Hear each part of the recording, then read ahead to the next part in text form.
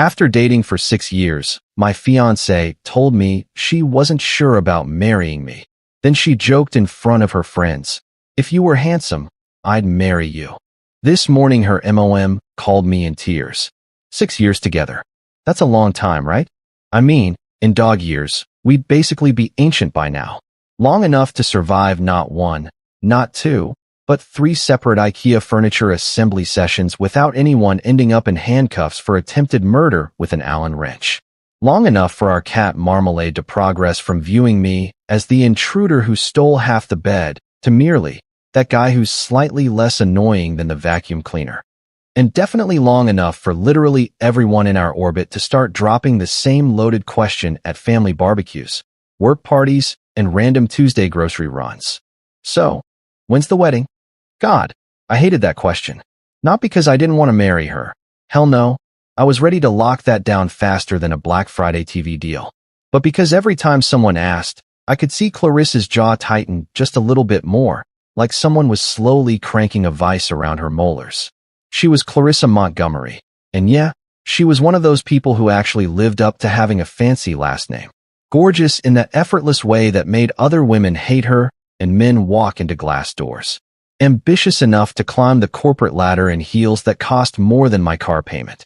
The kind of woman who could take whatever sad ingredients were lurking in our fridge, like 3 carrots, some questionable cheese, and that mysterious Tupperware container we'd both been avoiding, and somehow transform it into something that would make Gordon Ramsay weep tears of pure joy. Just a salad, she'd say, setting down what was clearly a work of art that belonged in a museum, not on our thrift store dining table. And me? Well, I was Jordan Mitchell, the guy who thought romance meant saying, "I love you, babe," while elbow deep in sink grime, wrestling with whatever unholy combination of hair and mystery gunk had decided to throw a block party in our kitchen drain. I was the guy who considered it a personal victory when I remembered to put the toilet seat down 3 days in a row. The guy who thought fancy dinner meant getting the good paper plates from Costco. But here's the thing that'll really blow your mind. I was also the guy who'd been carrying around a 2-carat engagement ring in my jacket pocket for the past 4 months, treating it like it was made of pure plutonium. Every time I reached for my keys, my phone, or even just some loose change, there it was, that little velvet box, reminding me that I was one nervous breakdown away from either the happiest day of my life or financial ruin. I developed this paranoid habit of checking for it roughly every 30 seconds, absolutely terrified that one day I'd reach into my pocket and find nothing but lint and regret. The worst part? I'd started having stress dreams about losing the damn thing. Not normal dreams where you show up to work in your underwear or your teeth fall out. No, I was having cinematic nightmares where I'd accidentally drop the ring down a storm drain while some dramatic orchestra music played in the background. I'd wake up in a cold sweat, frantically patting down my pajama pants like some kind of deranged security guard. Looking back now, with the crystal clear vision that only comes after everything's gone to hell in a handbasket, maybe I should have seen the signs.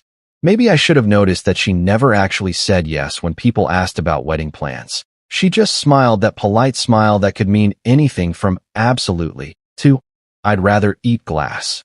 Maybe I should have picked up on the fact that every time I brought up venues or dates, or anything wedding-related, she'd suddenly develop an urgent need to reorganize her sock drawer or check if we were low on milk.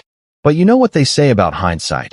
It's just foresight's smug older cousin who shows up after the party's over to tell you everything you did wrong. Hindsight's that friend who conveniently disappears when you need advice, but shows up immediately after you screw up, arms crossed, ready to deliver a lecture that starts with, "Well, if you had just listened to me." The truth is, when you're in the middle of something, when you're living it day by day, it's damn near impossible to see the forest for the trees. Especially when the trees look like shared Netflix passwords and inside jokes, and the way she'd steal my hoodies and somehow make them look better than they ever did on me.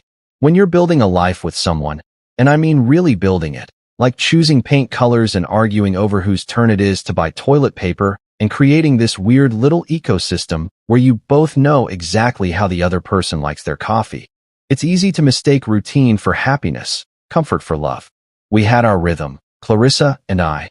6 years of figuring out who controlled the remote, her, who was responsible for taking out the trash, theoretically both of us, practically me, and who got to pick the restaurant when we couldn't decide what to eat.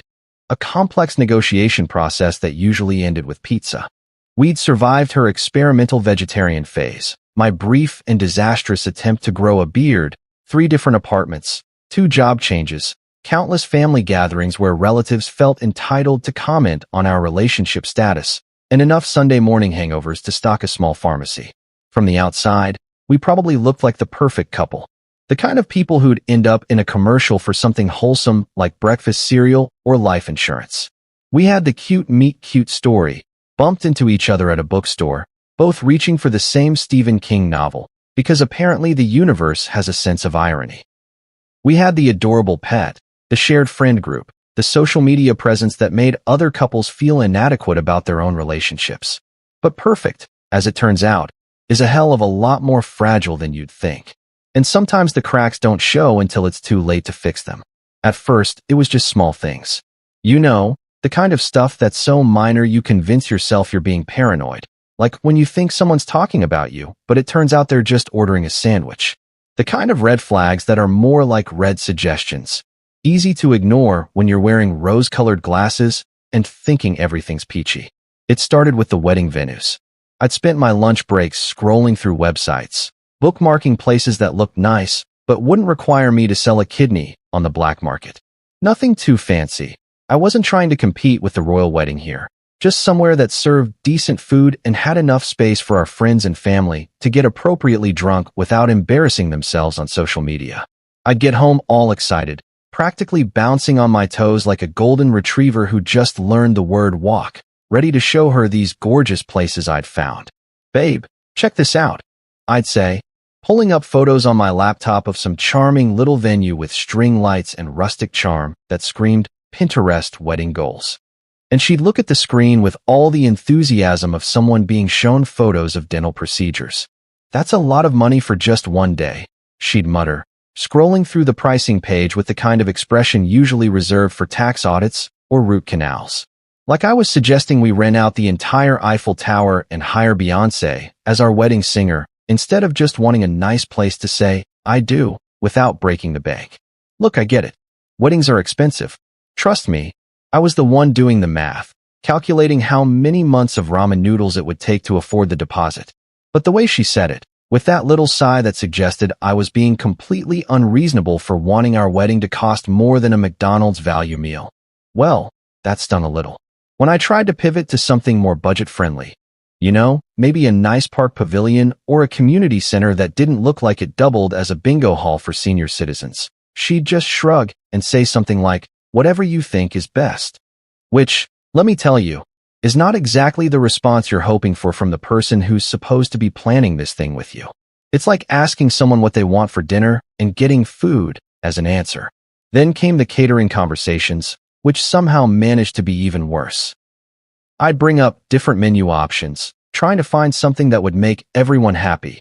No easy feat when you're dealing with Uncle Bob's lactose intolerance, Cousin Sarah's mysterious gluten sensitivity that only seems to apply to food she doesn't like, and my dad's firm belief that anything without meat is just a very expensive salad. "What do you think about having a mix?" I'd ask, showing her menus that offered both traditional options and alternatives. Maybe some chicken, some fish, a vegetarian option? She'd barely glance at the papers before shrugging with the kind of indifference usually reserved for choosing between different brands of toilet paper. "Whatever. Just don't poison my gluten-free friends." Charming, right? Real romantic. The way she talked about our wedding reception like it was some kind of potential bioterror incident waiting to happen. But the real kicker came when Trevor entered the picture. Trevor fucking Martinez. And yes, I'm using his full government name because he deserves the full shame of being called out like this. He was this guy from her work. One of those people who probably describes himself as spontaneous and free-spirited, but really just means he's never had to plan anything more complicated than what to binge watch on Netflix. At first, he was just background noise in her work stories. "Trevor said the funniest thing in the meeting today," or "Trevor and I grabbed lunch because the cafeteria was serving that mystery meat again." Normal coworker stuff, the kind of casual interactions that happen when you spend 8 hours a day with the same people and need someone to complain about the broken coffee machine with. But then Trevor started becoming a more regular character in the daily episodes of What Happened at Work Today. Suddenly, they were grabbing beers after work. Just to decompress, she'd explain, like I was some kind of jealous psycho for wondering why her decompression couldn't happen at home with me and a bottle of wine like it used to. Then it was catching games at sports bars. Now, Clarissa had never shown even the slightest interest in sports during our entire 6-year relationship. I tried to get her to watch football with me exactly once, and she'd spent the entire game asking why they kept stopping to huddle up and whether the cheerleaders were cold in those outfits. But suddenly, she was an expert on batting averages and could debate the merits of different defensive strategies like she'd been studying sports statistics since birth. Trevor really knows his baseball, she'd say, coming home smelling like beer and buffalo wings, and I'd think, yeah, I bet he does. The worst part was how natural she made it sound, like hanging out with Trevor was just the most obvious thing in the world.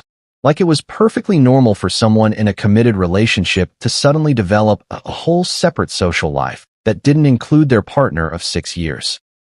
When I suggested we have our own date night, maybe try that new Thai place that had opened up down the street, or go see a movie that wasn't a superhero sequel, she'd look at me like I'd just suggested we take up competitive yodeling.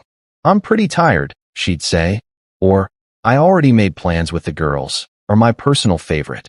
Do we have to do something? Can't we just stay in? Which would have been fine if staying in meant actually spending time together instead of her scrolling through her phone while I tried to make conversation with the back of her head. I started feeling like I was competing for my own girlfriend's attention, which is a special kind of pathetic that I wouldn't wish on my worst enemy. Here I was, trying to plan our future together, looking at venues and thinking about seating charts and whether we wanted a DJ or a live band, while she was off living her best single life with Trevor the sports whisperer. The really twisted part was how she'd come home from these little adventures all energized and chatty, but not about us or our relationship or anything wedding related. No, she'd be all animated talking about some hilarious thing Trevor said, or some amazing play they'd witnessed, or how funny it was when Trevor almost choked on his nachos. Meanwhile, I'm sitting there thinking, remember me? Your boyfriend? The guy who's been carrying around an engagement ring like it's the Hope Diamond? So there I was, determined to fix whatever the hell was going wrong with us. Because apparently, I'm one of those guys who thinks he can solve relationship problems the same way you fix a leaky faucet, with enough effort and the right tools. In this case, my brilliant strategy was a proper date night. The kind of romantic evening that movies are made of, where the couple reconnects over candlelight and realizes they're meant to be together forever. Cue the happy ending music. I planned this thing like I was organizing a military operation. First, I researched restaurants for 2 weeks, reading reviews like I was studying for the damn SATs.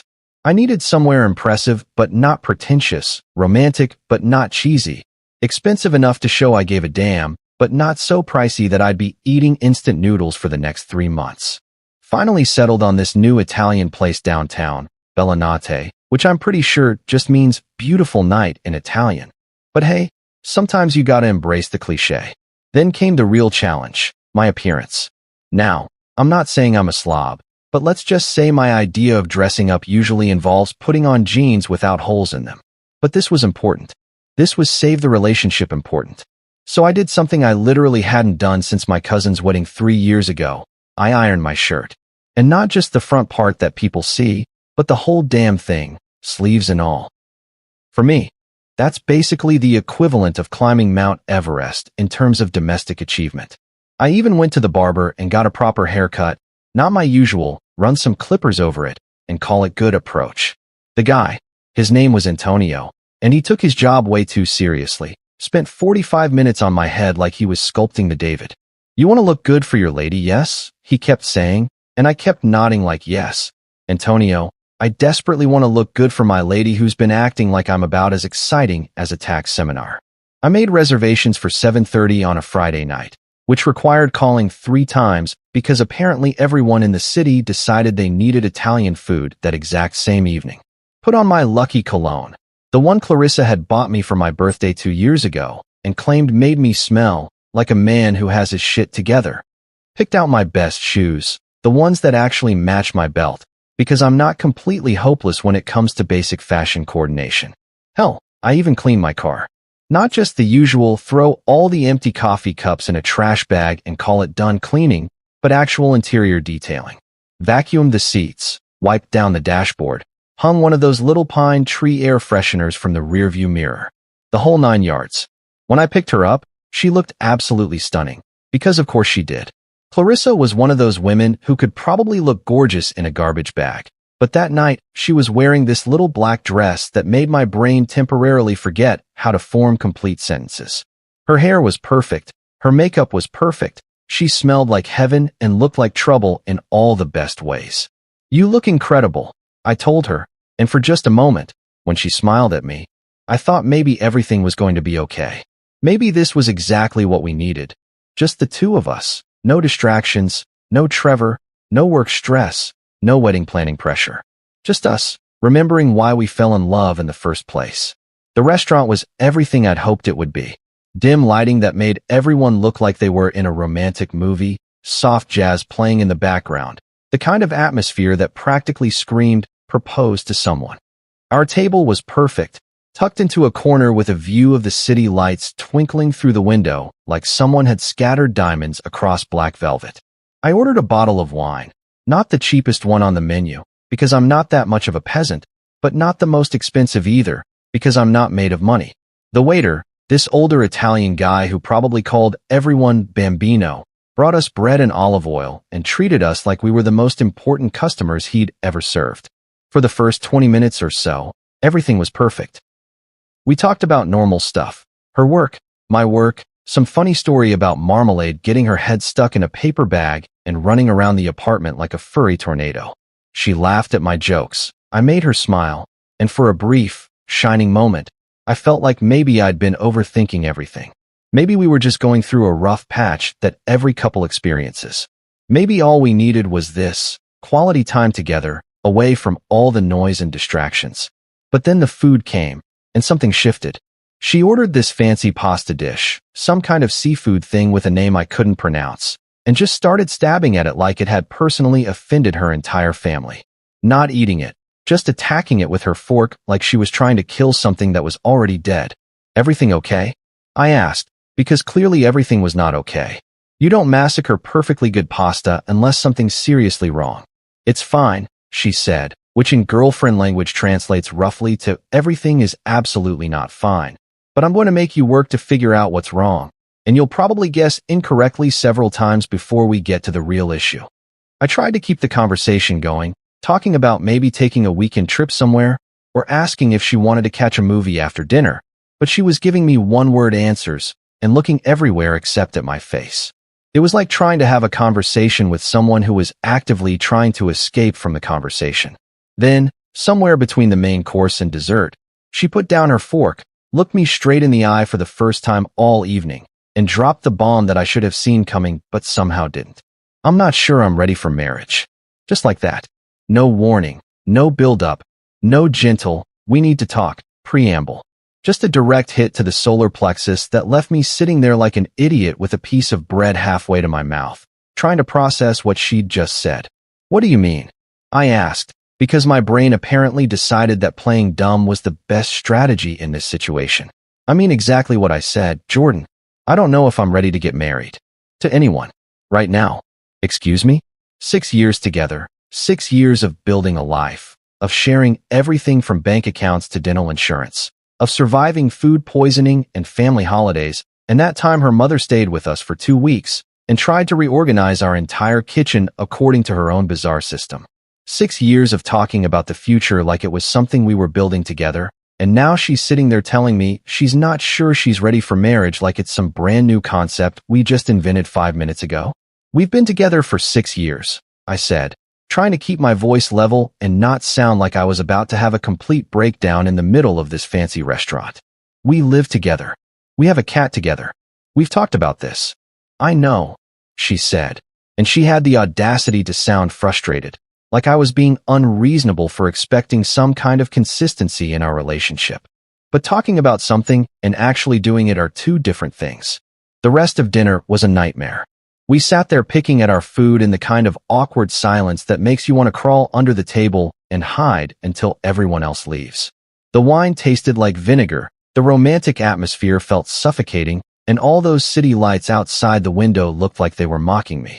I paid the check, $87 for the privilege of having my heart stomped on in public, and we walked to my car in complete silence. The ride home was so quiet that even the GPS seemed to whisper directions, like it was afraid of making things worse by speaking too loudly. My carefully detailed car, my lucky cologne, my perfectly ironed shirt, all of it felt completely ridiculous now, like I'd dressed up in a costume for a play I hadn't realized was ending.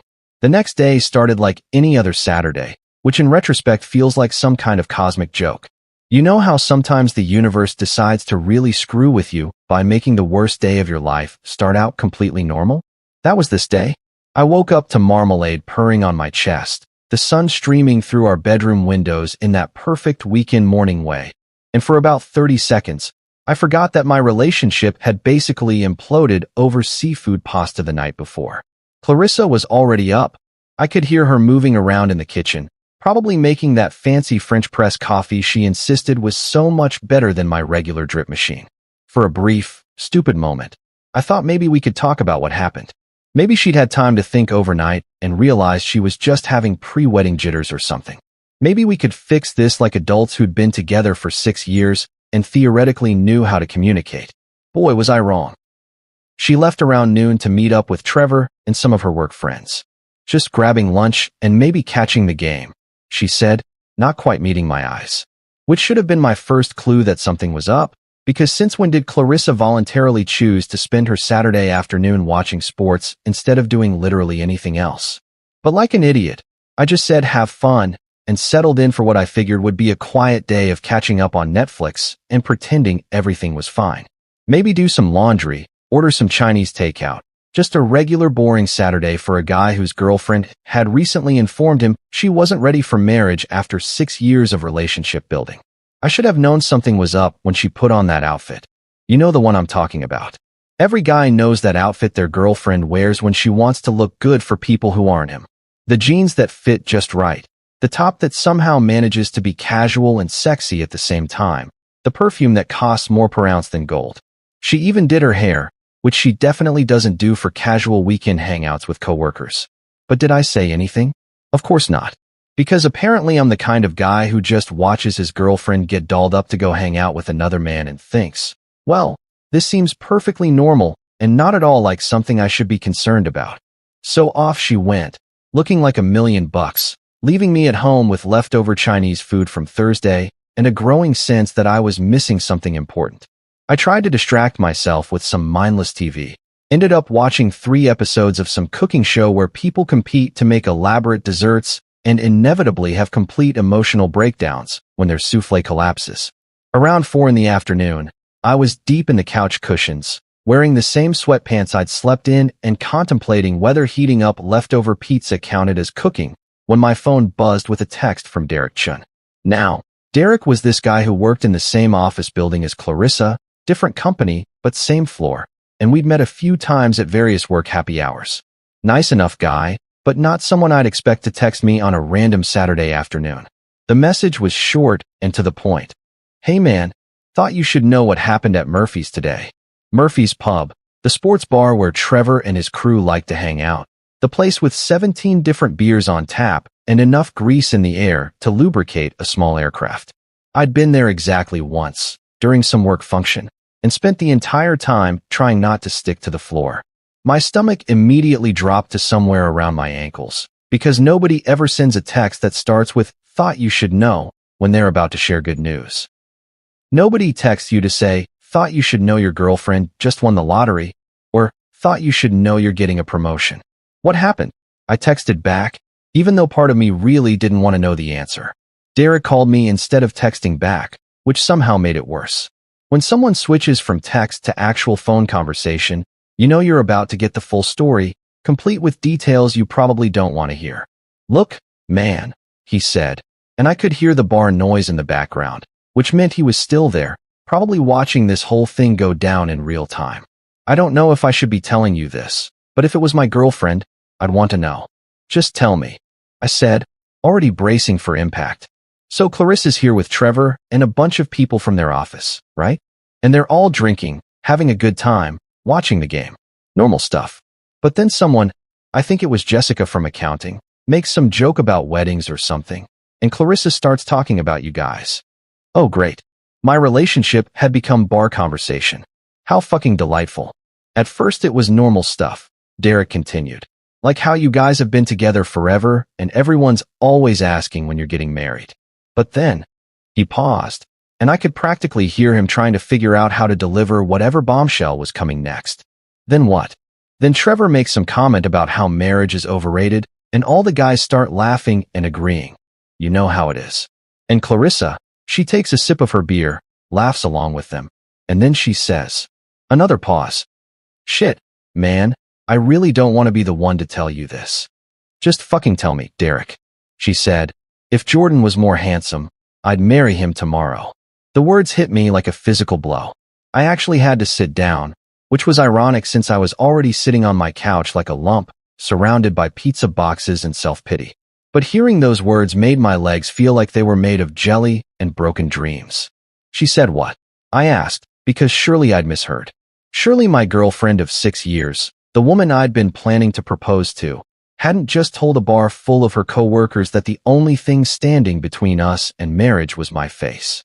I'm sorry, man. She said if you were more handsome, she'd marry you tomorrow. And then everyone laughed like it was the funniest thing they'd ever heard. Trevor was practically falling off his bar stool. Of course, Trevor was loving this. Trevor, who probably thought he was God's gift to women with his stupid perfect hair and his knowledge of baseball statistics and his ability to make my girlfriend laugh in ways I apparently couldn't. Are you sure that's what she said? I asked, still desperately hoping this was some kind of miscommunication, like maybe she'd said something else and Derek had misunderstood over the bar noise.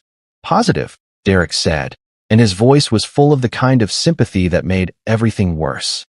Look, maybe she was just drunk and didn't mean it. People say stupid shit when they're drinking. But even as he said it, we both knew that wasn't true. Sure, alcohol makes you say things you shouldn't, but it doesn't make you invent completely new thoughts. It just removes the filter that usually keeps you from saying what you're actually thinking. Which meant that somewhere in Clarissa's mind, she'd been thinking that I wasn't good-looking enough to marry. After Derek hung up, promising to keep me updated if anything else happened, I sat there on my couch, staring at my phone like it was going to spontaneously combust. The leftover pizza next to me suddenly looked even more pathetic than before, if that was possible. Here I was, the allegedly unhandsome fiancé, heating up day-old Domino's while my girlfriend was out publicly roasting my appearance like I was some kind of comedy show warm-up act. 6 years. 6 years of shared everything. Bank accounts, Netflix passwords, dental insurance. That time we both got food poisoning from sketchy sushi and took turns holding each other's hair back. 6 years of inside jokes and stupid pet names and learning exactly how she liked her coffee and which side of the bed she preferred. 6 years of thinking we were building something together, that we were a team, that we had each other's backs. And now I find out that all this time, she's been thinking, well, he's nice and all, but if only he looked like Ryan Gosling, then we'd really have something here. The worst part wasn't even the insult itself. Although let me tell you, having your physical appearance become the punchline of a bar joke is pretty fucking devastating. The worst part was imagining her sitting there with Trevor and all those people. People who knew me, people who'd met me at work functions and parties, and everyone laughing like my face was the funniest thing they'd encountered since someone invented memes. I kept thinking about all the times she'd told me I was handsome. Was she lying every single time? Was it like when you tell a kid their crayon drawing belongs in a museum? Just something nice you say to make someone feel better? Had our entire physical relationship been based on her settling for what she could get rather than actually being attracted to me? And Trevor, God, I could just picture him sitting there, probably thinking he was so much better looking than me, so much more worthy of Clarissa's attention. Probably thinking this whole thing was hilarious, that he was witnessing the slow-motion destruction of a relationship and getting front-row seats to the show. The really twisted part was that I started looking at myself in the mirror, trying to figure out exactly what was so wrong with my face that it had become a comedy routine. Was it my nose? My eyes? Did I have some kind of weird asymmetry I'd never noticed? I spent 20 minutes examining myself like I was studying for a test on my own inadequacies, which is probably the most pathetic thing a grown man can do on a Saturday afternoon. Sunday morning came way too early, announced by the smell of bacon wafting through our apartment like some kind of aromatic peace offering. Now, under normal circumstances, the smell of bacon on a weekend morning would have me stumbling to the kitchen faster than a drunk college kid hearing free pizza. But these weren't normal circumstances, and I knew exactly what this was. The classic. I fucked up, so I'm going to cook your favorite breakfast and hope you forget I'm a terrible person maneuver. I lay in bed for a solid 20 minutes, listening to her bustling around the kitchen, opening and closing cabinet doors, the sizzle of the pan, the gentle clink of dishes being set on our little dining table. Part of me wanted to stay in bed forever, to just pull the covers over my head and pretend that yesterday never happened, that I'd never gotten that phone call from Derek, that my girlfriend hadn't turned my self-esteem into a punchline for bar entertainment. But eventually, the need for coffee won out over my desire to hide from reality. Plus, Marmalade was giving me those judgmental cat looks that basically said, "Get your pathetic human ass out of bed and go deal with your problems like an adult." When I finally dragged myself to the kitchen, there it was, the full apology breakfast spread. We're talking the works here. Crispy bacon arranged on a plate like it was posing for a magazine cover, scrambled eggs that were perfectly fluffy and not the least bit rubbery, hash browns that were golden brown and clearly made from actual potatoes instead of the frozen kind I usually threw in the toaster. There were even pancakes, real pancakes, not the mix from a box variety, but the kind that required actual measuring and whisking and giving a damn about whether they turned out right. And maple syrup. The good stuff, not the corn syrup masquerading as maple syrup that I usually bought because it was $3 cheaper. This was the real deal, probably organic and locally sourced and blessed by Canadian monks or whatever it is that makes syrup cost more than gasoline. Clarissa was standing by the stove, still in her pajamas, hair pulled back in that messy bun that usually made me think impure thoughts, but today just made me wonder if she'd practiced this whole domestic goddess routine in the mirror before I woke up. She looked nervous, which was something I'd rarely seen in 6 years of being together. Clarissa didn't do nervous. She did confident. She did assertive. She did, "I know exactly what I'm doing, and you should probably just get out of my way." "Morning," she said, not quite meeting my eyes, gesturing toward the table like she was presenting evidence in a court case. "I thought maybe we could talk over breakfast." Nothing says, "I'm sorry for publicly humiliating you," like maple syrup, apparently. I sat down at the table, staring at this feast she'd prepared, and felt absolutely nothing. No gratitude, no appreciation for the effort, no softening of my anger. If anything, I felt more pissed off, because this whole elaborate breakfast production felt like she was trying to buy her way out of consequences with carbohydrates and processed pig meat. "I'm not hungry," I said, which was technically true. Hard to work up an appetite when you're wondering if the person sitting across from you has been secretly thinking you're too ugly to marry for the past 6 years. "Jordan, please," she said, sitting down across from me with her own plate. "We need to talk about yesterday." "Oh, we're going to talk about yesterday?" I asked, and I could hear the sarcasm dripping from my voice like that expensive maple syrup she'd bought. "Which part of yesterday? The part where you went out with Trevor? Or the part where you told everyone at Murphy's that you'd marry me if only I was better looking?" Her face went white, which told me everything I needed to know. She hadn't expected me to find out.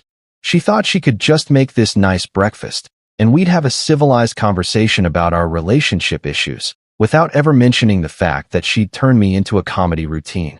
"How did you?" she started, then stopped, probably realizing that it didn't matter how I'd found out. What mattered was that she'd said it. And now we both had to live with that. "Does it matter?" I asked. "The point is, you said it. In front of all your friends. You made me into a joke." "I was drunk," she said, which has got to be the lamest excuse in the history of lame excuses. "I didn't mean it the way it sounded."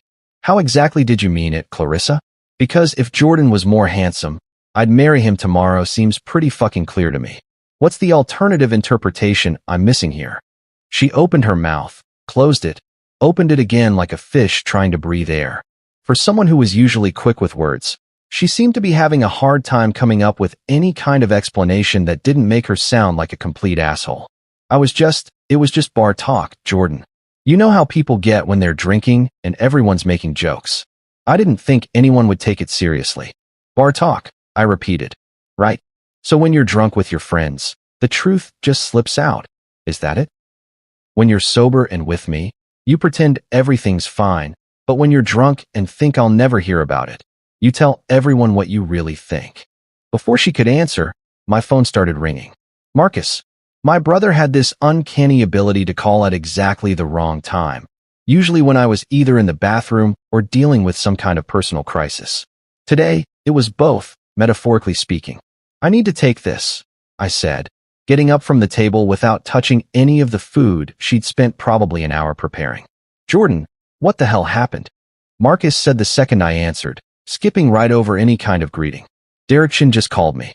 He said Clarissa was talking shit about you at some bar yesterday. My brother Marcus was 2 years older than me and had appointed himself my personal bodyguard sometime around middle school when Billy Thompson gave me a black eye during recess. He'd never quite grown out of that protective big brother phase, which usually annoyed the hell out of me, but today felt strangely comforting. It's complicated, I said, walking into the bedroom and closing the door so Clarissa couldn't hear every word of the conversation. Complicated my ass.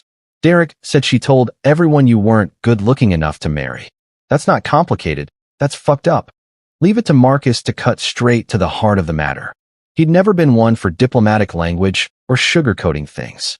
When we were kids, he was the one who told me Santa Claus wasn't real, that my goldfish hadn't gone to live on a farm, and that Jenny Morrison definitely wasn't going to be my girlfriend just because I'd given her my lunch money for 3 weeks straight. What are you going to do? He asked. I don't know, I said, and it was the truth. Part of me wanted to pack up all my shit and move out immediately, just ghost her like we were teenagers instead of adults who'd been together for 6 years. Part of me wanted to have a rational conversation about what she'd said and whether our relationship was worth saving. And part of me, the part that had spent 20 minutes staring at myself in the mirror yesterday, wondered if maybe she was right. You know what you should do, Marcus said, and I could already tell by his tone that I wasn't going to like whatever he was about to suggest. You should dump her ass. Today. Right now. Pack your shit and get out of there. It's not that simple, Marcus. We live together. We have a lease and a cat and 6 years of history. 6 years of history that apparently includes her thinking you're too ugly for marriage, he pointed out, which was both accurate and completely unhelpful. She was drunk, I said, even though I didn't really believe it was a valid excuse.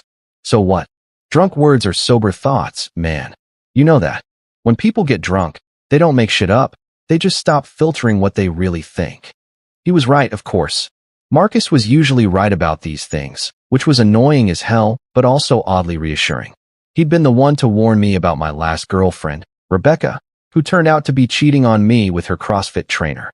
He'd been the one to tell me that my college roommate was stealing money from my wallet, which I'd refused to believe until I caught the bastard red-handed.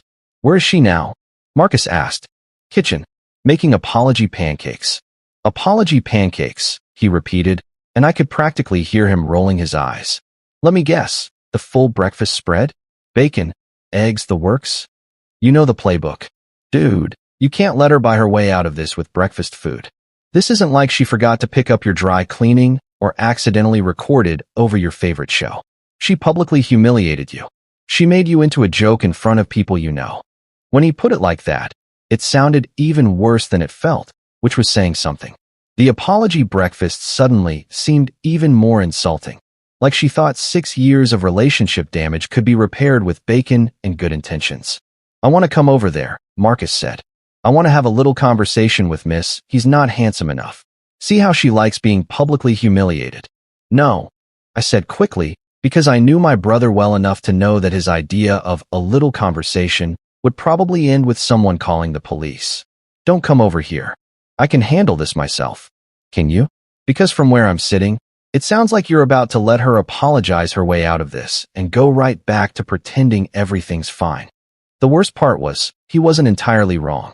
There was definitely a part of me that wanted to just accept the apology breakfast and move on, to pretend that what she'd said was just a momentary lapse in judgment brought on by too much beer and peer pressure. It would be easier than dealing with the reality that my relationship might actually be over. Just give me some time to figure this out, I said.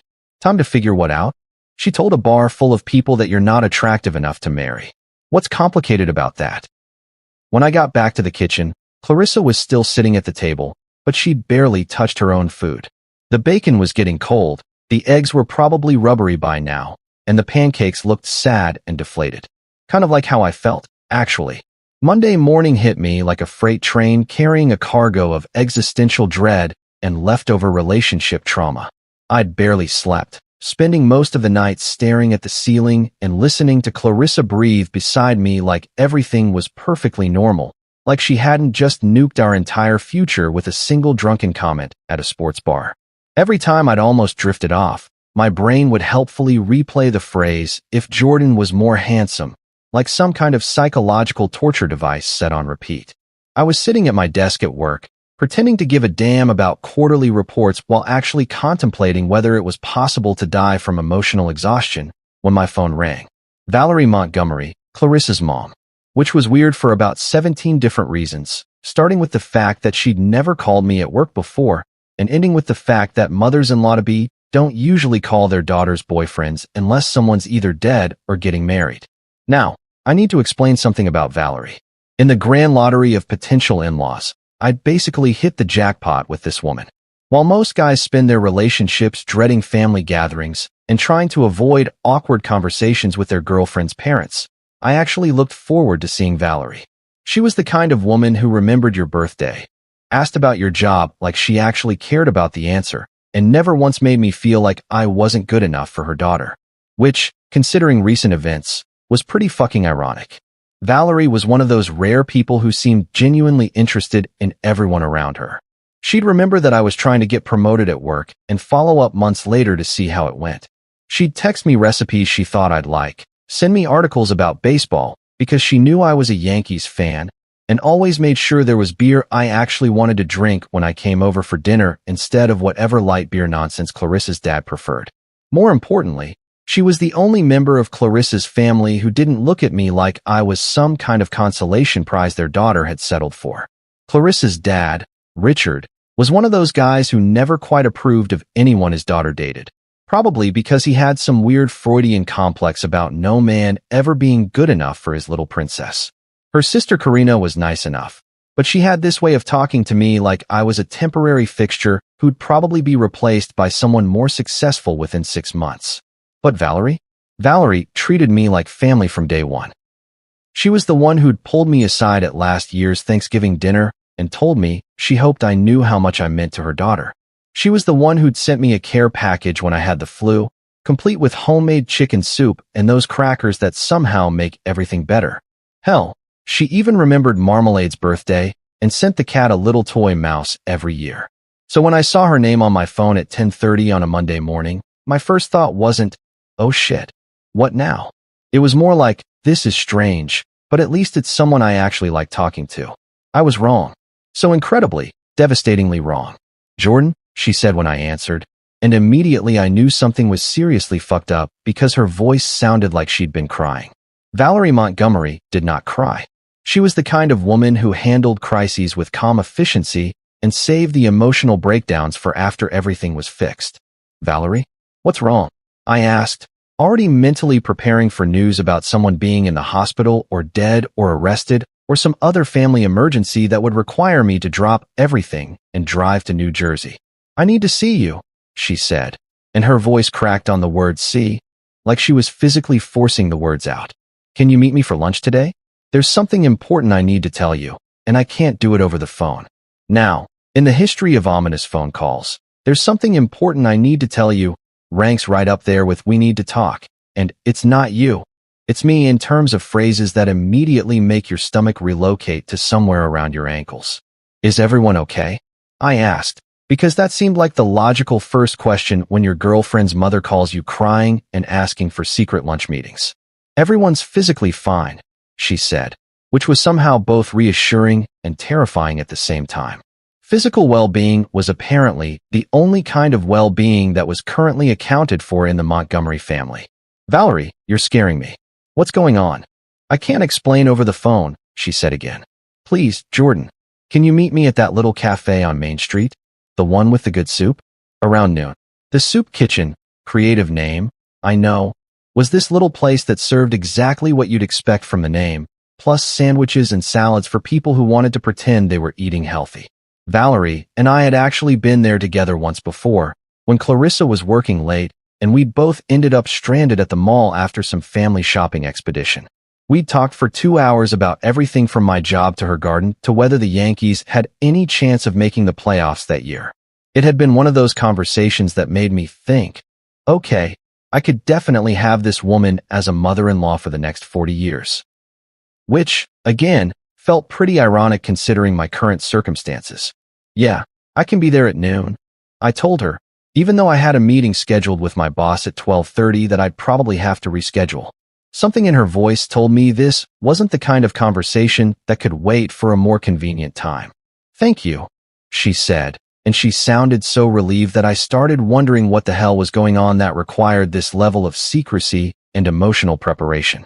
The rest of the morning dragged by like I was watching paint dry in slow motion. I kept checking the clock on my computer, willing it to move faster, while simultaneously dreading whatever bomb Valerie was planning to drop on me. My mind kept cycling through possibilities, each one worse than the last. Had Clarissa been cheating on me? Was the family having financial problems? Had someone found out about my weekend bar humiliation and decided to stage some kind of intervention? By the time I got to the soup kitchen, I was pretty much prepared for anything except what I actually encountered. Valerie was already there. Sitting at a corner table with a cup of tea she clearly hadn't touched and tissues scattered around her like evidence of an emotional crime scene. She looked like she'd aged 5 years since the last time I'd seen her, which had been maybe 3 weeks ago at Sunday dinner.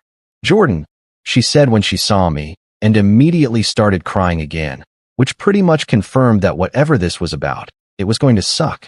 I sat down across from her, trying to figure out what the appropriate response was when your girlfriend's mother calls you for a secret lunch meeting and then immediately starts sobbing the moment you show up. Hug her, order coffee, and pretend everything's normal? Ask her if she needs me to call someone? "Valerie, please tell me what's going on," I said. "You're really freaking me out here." She took a shaky breath, wiped her eyes with one of the tissues, and looked at me with the kind of expression people usually reserve for delivering news about terminal diagnoses or natural disasters. "It's about Clarissa," she said, which wasn't exactly a surprise, but somehow made my stomach drop anyway. "And about what she said at that bar on Saturday." Oh, fuck. Oh, fuck. Her mother knew about the handsome comment. Her mother had somehow found out that her daughter had publicly announced that I wasn't attractive enough to marry, and now she was sitting here crying about it. Probably because she was embarrassed that she'd raised someone who would say something so cruel and thoughtless. "How did you?" I started, but she held up a hand to stop me. "Karina was there," she said. "At Murphy's." She heard everything. Karina, Clarissa's sister, who had apparently witnessed the entire humiliating spectacle and then, presumably, gone straight home to tell their mother all about it. Which meant that not only had my girlfriend made me into a joke in front of her friends and coworkers, but now her entire family knew about it too. Could this situation possibly get any worse? "I am so sorry, Jordan," Valerie continued, reaching across the table like she wanted to take my hand but wasn't sure if she should. "I am so incredibly sorry that my daughter would say something so hurtful and thoughtless. I raised her better than that, and I'm mortified that she would treat you this way." The thing that really got me was how genuinely upset she seemed. Not embarrassed for her family upset, but actually heartbroken that I'd been hurt. Like she was taking personal responsibility for her adult daughter's shitty behavior. "It's not your fault," I said, "because what else do you say to someone apologizing for their kid's actions?" "But it is," she insisted. "I should have seen this coming. I should have known something was wrong when she started acting differently about the wedding planning, when she kept making excuses not to set a date." "Wait, what? What do you mean, acting differently about the wedding planning?" I asked, because suddenly it felt like there were about 15 different conversations happening, and I was only getting every third word of each one.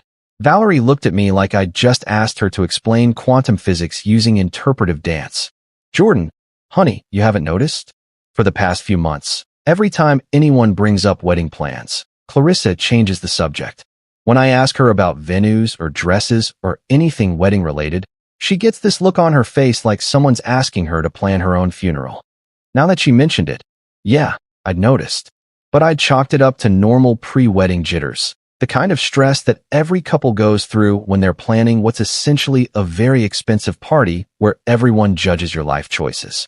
I hadn't thought it meant she was fundamentally reconsidering whether she wanted to marry me at all. I thought she was just overwhelmed, I said weakly. Jordan, Valerie said, and her voice was so gentle it made me want to crawl under the table and hide.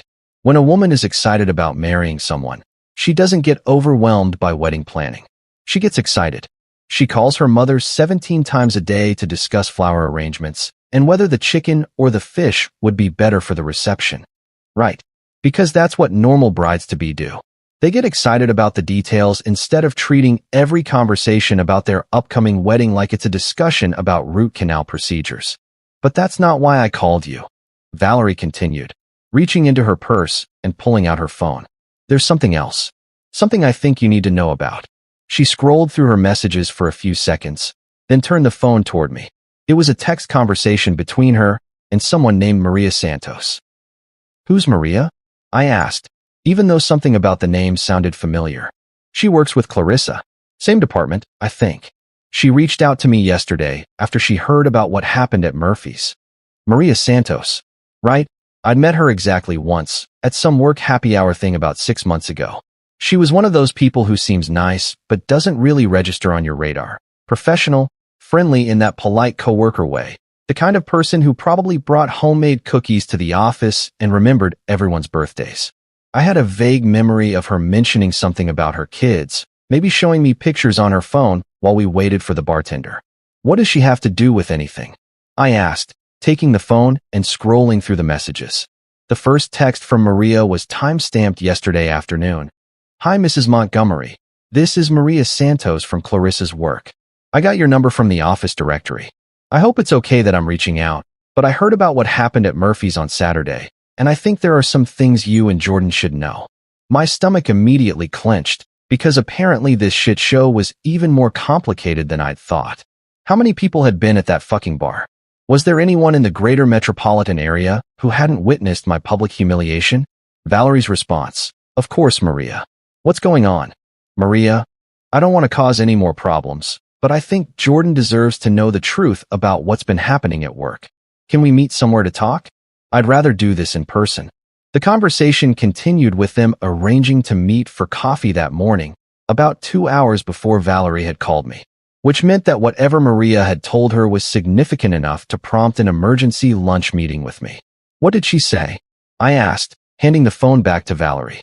She'll be here in a few minutes, Valerie said, checking her watch. I asked her to join us. I hope that's okay.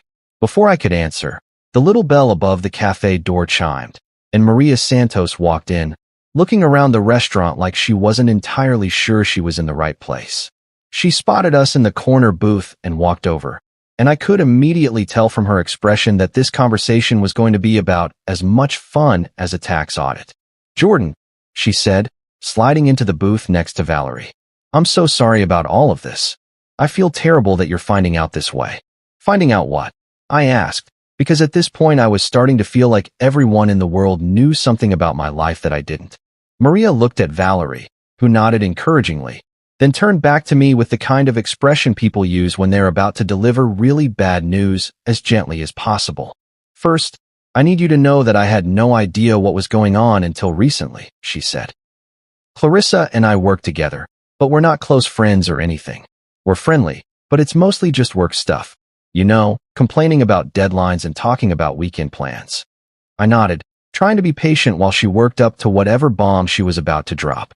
About 2 months ago, she started confiding in me more. At first it was just normal stuff, relationship questions, wedding stress, the usual things people talk about. But then it got more specific. Specific how? She started asking me about my marriage, Maria said. How I knew my husband was the one, whether I ever had doubts before we got married, that kind of thing. At first I thought she was just having normal pre-wedding jitters, so I tried to be supportive and reassuring. This was sounding familiar.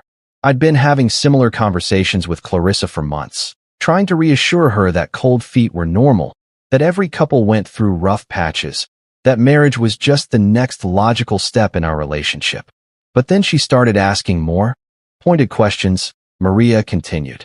Like whether I thought physical attraction was important in a long-term relationship, or if it was okay to marry someone you loved but weren't necessarily in love with anymore.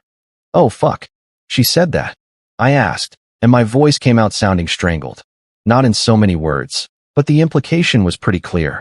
She was basically asking me if it was okay to settle for someone who was a good partner, but not necessarily someone she was still passionate about.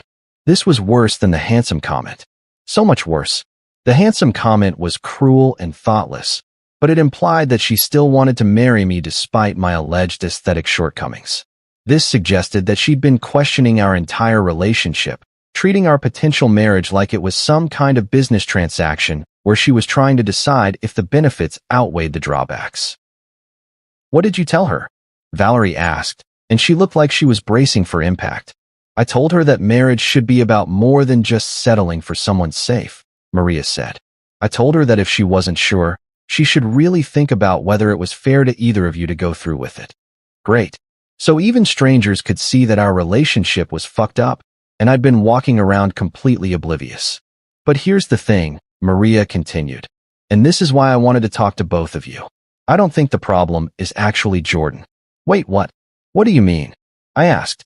Maria sighed, like she was preparing to reveal some complicated office drama that she'd been trying to stay out of. It's Trevor.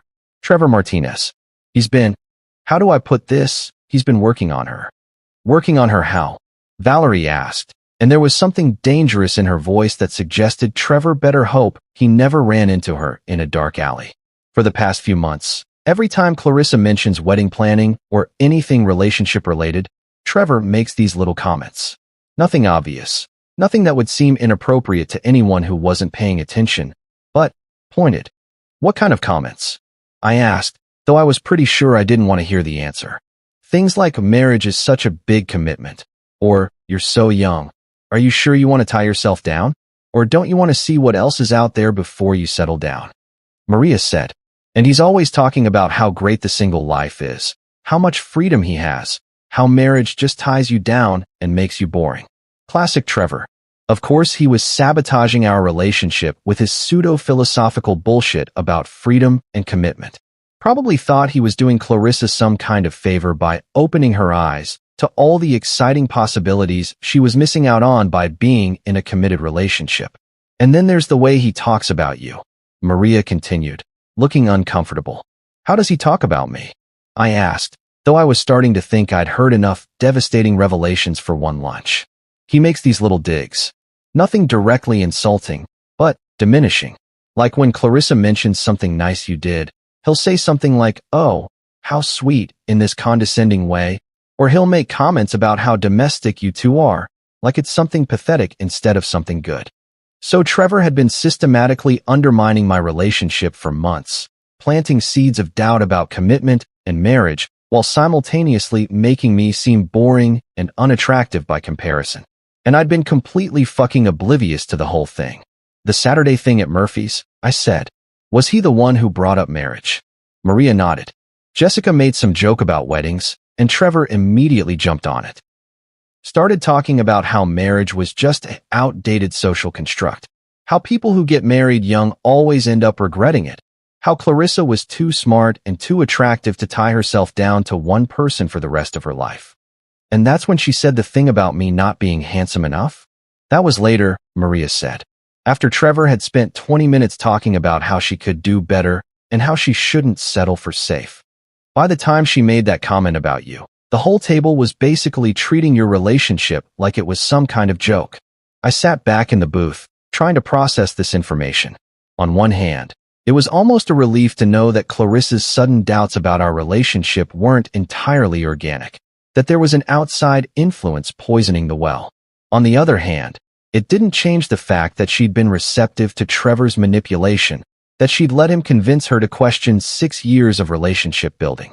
3 days after my eye-opening lunch with Valerie and Maria, I found myself standing outside Karina's apartment building, holding a bottle of wine that cost more than my monthly Netflix subscription and wondering if I was about to walk into the most awkward dinner party in the history of human social interaction. Let me paint you a picture of how fucked up this situation had become. Karina, Clarissa's sister, who normally treated me like a mildly interesting piece of furniture, had called me the night before to invite me to what she described as a family dinner to clear the air. Which sounds innocent enough until you realize that the guest list included me, Clarissa, Valerie, Karina herself, and here's where it gets really fun, Trevor fucking Martinez. That's right. Someone had decided that what this situation really needed was to put everyone involved in the same room with some pasta and wine and let the drama unfold like we were filming a reality show reunion special. I wasn't sure if this was going to be a productive conversation or a bloodbath, but I was pretty confident it wasn't going to be boring. Karina lived in one of those trendy apartment complexes that tried way too hard to look industrial and artistic, all exposed brick and Edison bulb lighting fixtures that probably cost more than my car. Her place was on the 3rd floor, and by the time I climbed all those stairs, I was already questioning my decision to show up to what was essentially a relationship intervention disguised as a dinner party. The apartment itself was exactly what you'd expect from someone who worked in marketing and had strong opinions about thread counts. Everything was perfectly coordinated in shades of gray and white, with little pops of color that looked like they'd been strategically placed by someone who'd studied interior design magazines like they were religious texts. The kind of place where you were afraid to put your drink down without a coaster. I was the last to arrive, which meant I got to experience the joy of walking into a room where everyone was already sitting around looking uncomfortable and making the kind of small talk people make when they're all thinking about the elephant in the room, but nobody wants to be the first one to acknowledge it.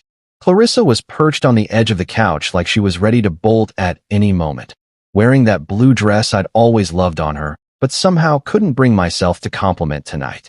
She looked up when I walked in, gave me a weak smile that didn't reach her eyes, and then immediately went back to staring at her hands like they contained the secrets of the universe.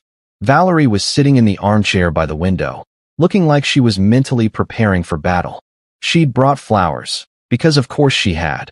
Valerie would bring flowers to her own execution if it was the polite thing to do, and they were sitting in a vase on Karina's coffee table like some kind of peace offering to the gods of family drama. Karina was bustling around the kitchen, making the kind of unnecessarily elaborate meal that people make when they want to distract themselves from the fact that they're about to moderate what was essentially going to be a relationship tribunal.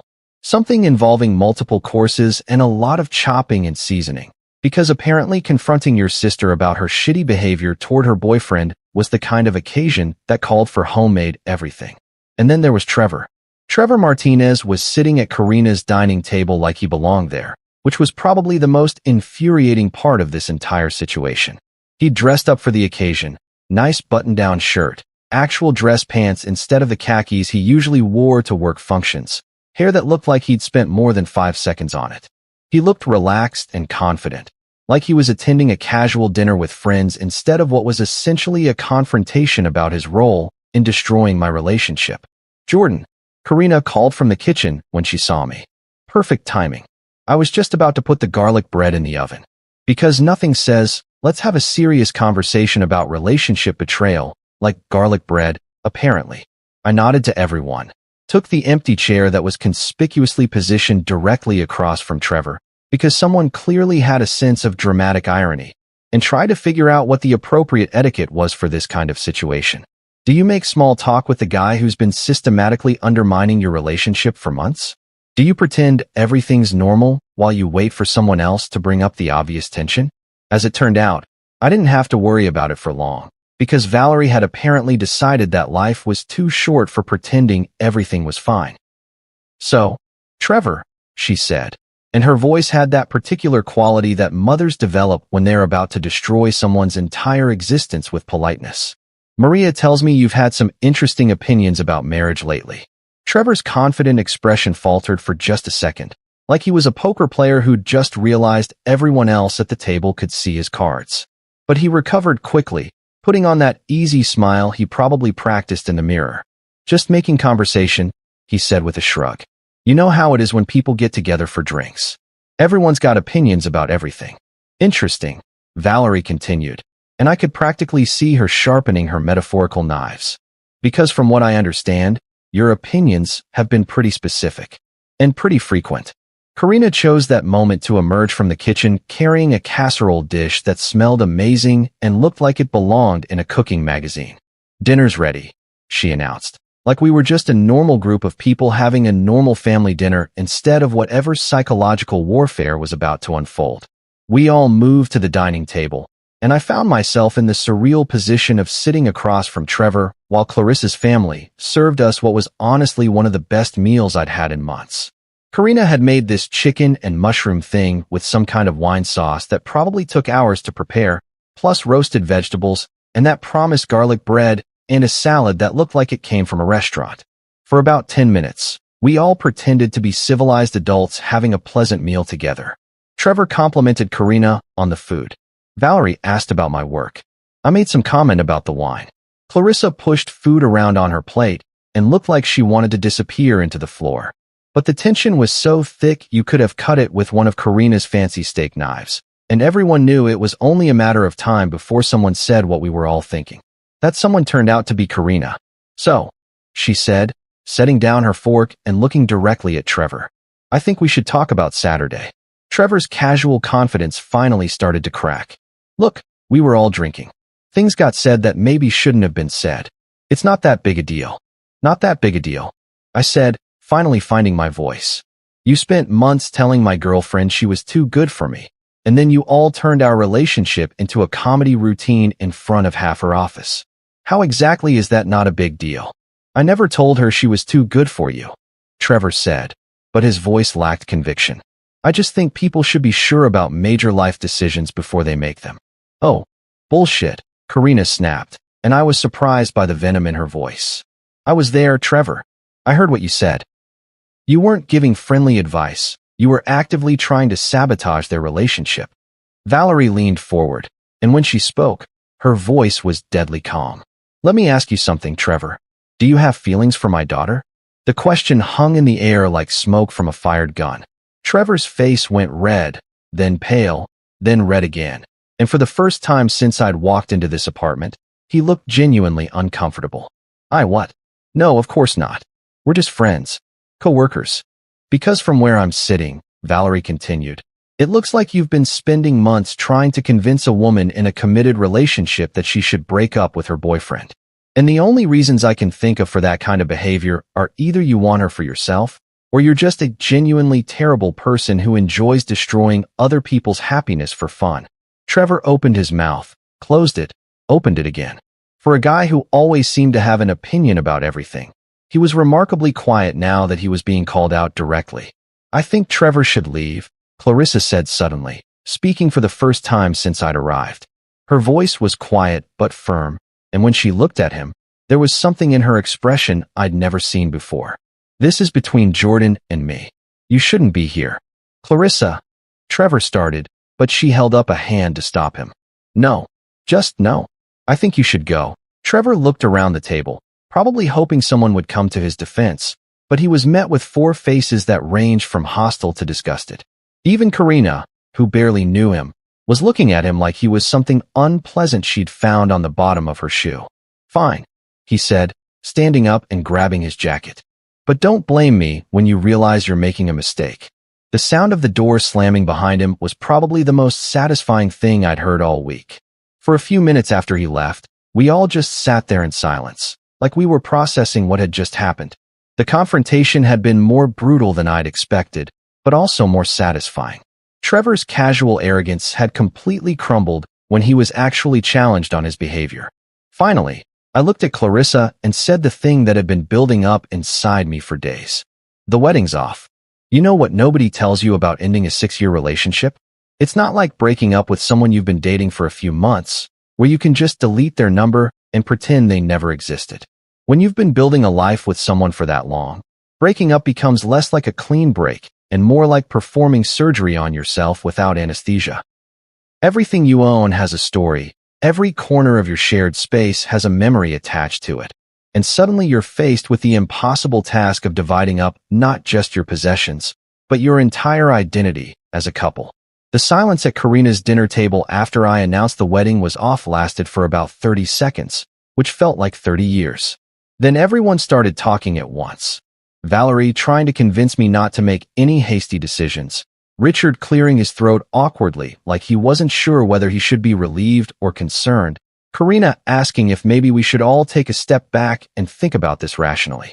Trevor, thankfully, had finally shut the fuck up, probably because he'd realized that opening his mouth again might result in someone throwing a dinner plate at his head. But Clarissa didn't say anything. She just sat there staring at her hands, and somehow that said more than any dramatic protest or tearful plea could have. She didn't fight for us. She didn't argue or try to convince me I was overreacting. She just accepted it, like part of her had been expecting this moment and maybe even hoping for it. That's when I knew I'd made the right decision. The drive home was awkward as hell, with Clarissa in the passenger seat of my car looking like she was mentally calculating how much it was going to cost to rent a U-Haul.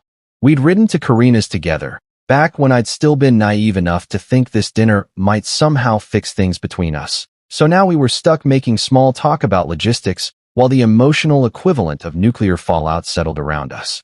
"So," she said as I pulled into our apartment complex, "how do you want to handle this? How do you want to handle this?" Like we were discussing who was going to take out the trash or pick up groceries. 6 years of shared life reduced to a practical conversation about moving logistics. "I don't know," I said, because honestly, I had no fucking clue how you were supposed to dismantle a life you'd spent 6 years building. "I guess we need to figure out who's staying and who's going."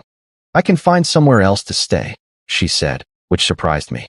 I'd figured I'd be the one looking for a new place, since it was technically her apartment that I'd moved into 3 years ago when we decided to take the relationship to the next level.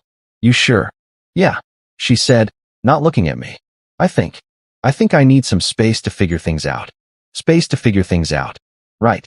Space to figure out if Trevor's philosophical musings about freedom and exploration were as appealing in reality as they'd sounded in theory. The next few days were a masterclass in awkward cohabitation. We moved around each other like polite strangers, making coffee in shifts and having stilted conversations about practical matters while carefully avoiding any mention of the emotional clusterfuck that had led to this situation. She'd already started packing her clothes into boxes, working with the kind of methodical efficiency that suggested she'd been mentally preparing for this for longer than she cared to admit. Packing up 6 years of shared life turned out to be way more complicated than I'd expected. Who gets the coffee maker we bought together at Target 3 years ago?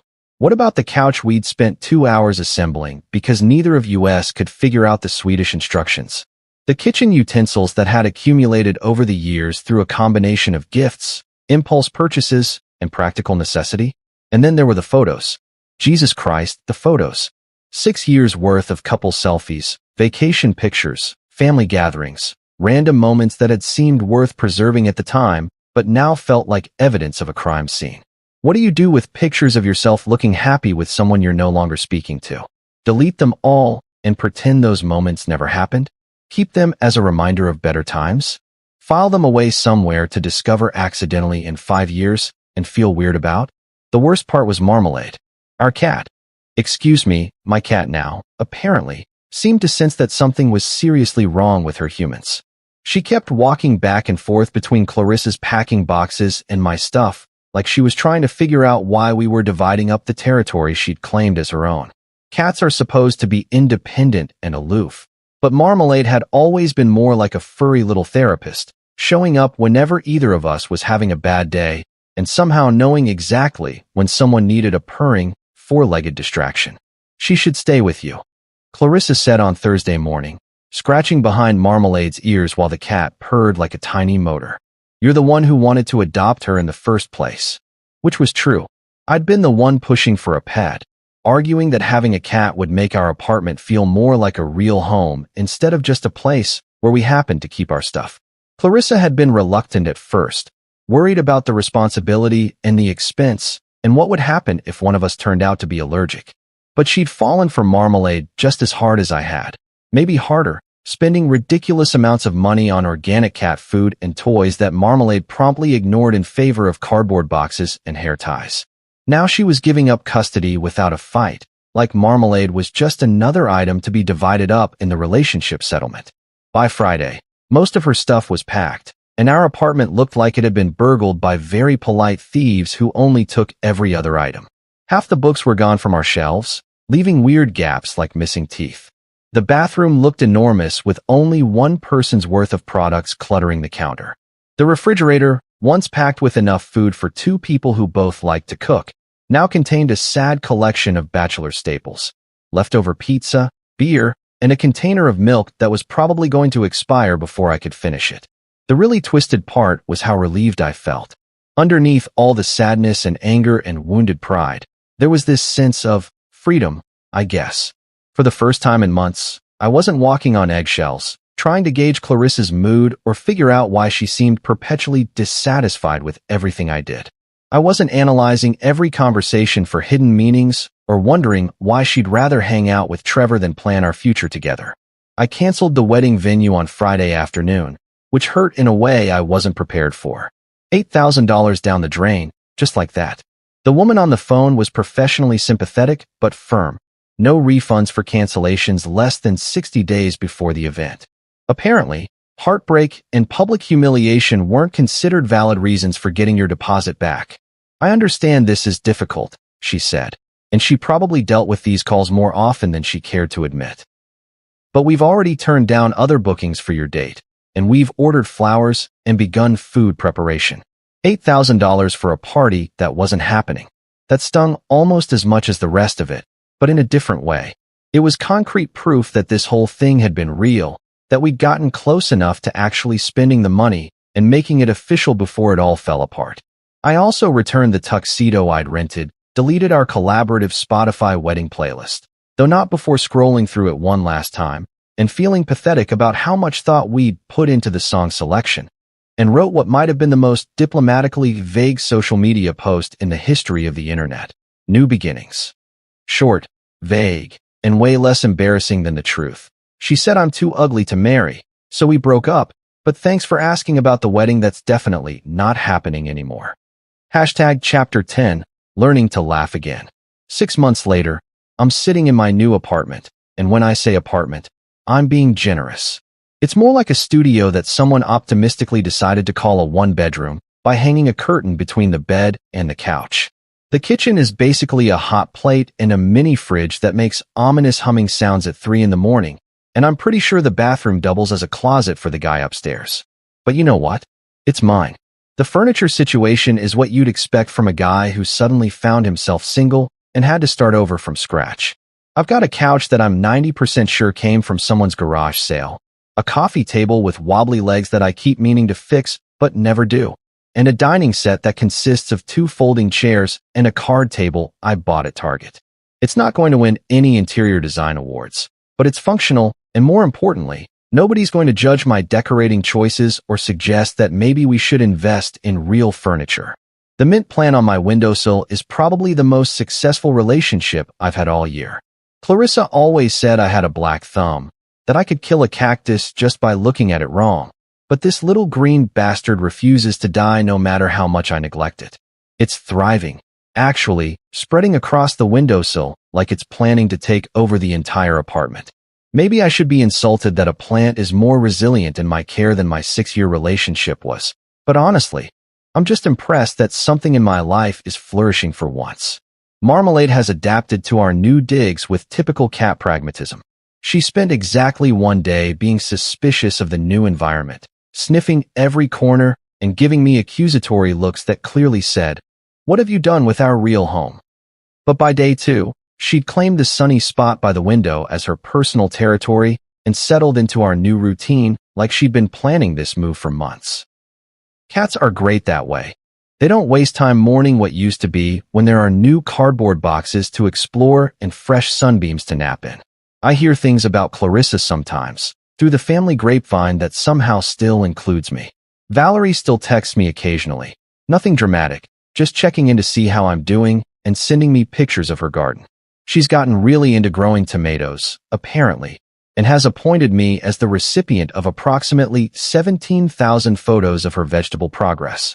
It's weirdly comforting, actually, having someone who still gives a damn about whether I'm eating enough vegetables and remembering to change my oil. Through Valerie, I found out that Clarissa moved in with some girlfriends from work and seems to be doing the whole finding herself thing that people do after major life changes. Good for her, I guess. I hope she figures out whatever it was she was looking for when she decided I wasn't handsome enough to marry.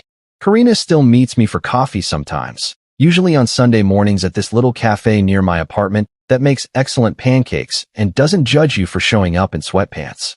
She was the one who told me that Trevor, in a plot twist that surprised absolutely no one, turned out to be full of shit about pretty much everything. Apparently, all that philosophical stuff about freedom and not settling down was just his way of trying to get into Clarissa's pants, and when she didn't immediately fall into his arms after our breakup, he moved on to the next vulnerable woman in his orbit.